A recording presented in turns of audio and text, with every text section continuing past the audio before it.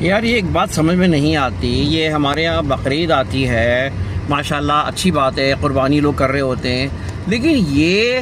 بھائی کسی کے باپ کی سڑک تھوڑی ہے کہ اٹھا کے سڑک کھود دیتے ہیں، اپنے ایک جانور بانے، ایک گائے آئے گی اور اس کے لیے پورا انتظام ہوگا، بھلے ٹریفک جام ہو جائے، بھلے روڈ پہ چلنے کی جگہ نہ ہو، بھلے جو سڑکوں کی ایسی کی تیسی ہو جائے۔ اب بھائی تیرے باپ کی سڑک تھوڑی ہے جو اس طرح تو کھولتا ہے،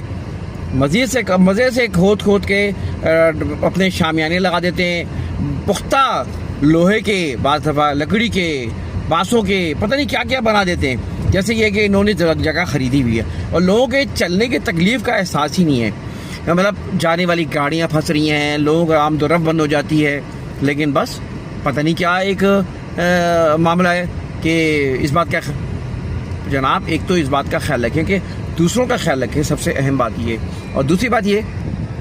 کہ صفائی کا کوئی خیال ہی نہیں ہوتا، ایسے ہی چھوڑ دیتے ہیں لگ کے کہ کون کرے کس طرح کرے، اب بقرعید ختم ہوگی، مٹی پڑی رہے گی، چیزیں پڑی رہیں گی، کوئی احساس نہیں ہوگا۔ تو بھائی یہ دوسروں کے لیے احساس کرنا سیکھیں، بس اتنی بات میں کہنا چاہ رہا ہوں، دوسروں کو تکلیف نہ دینا۔ آپ قربانی کر رہے ہیں، ثواب کما رہے ہیں ایک طرف، اور دوسری طرف گناہ کر رہے ہیں، اس طرح لوگوں کو تکلیف دے کے، یہ غلط بات ہے۔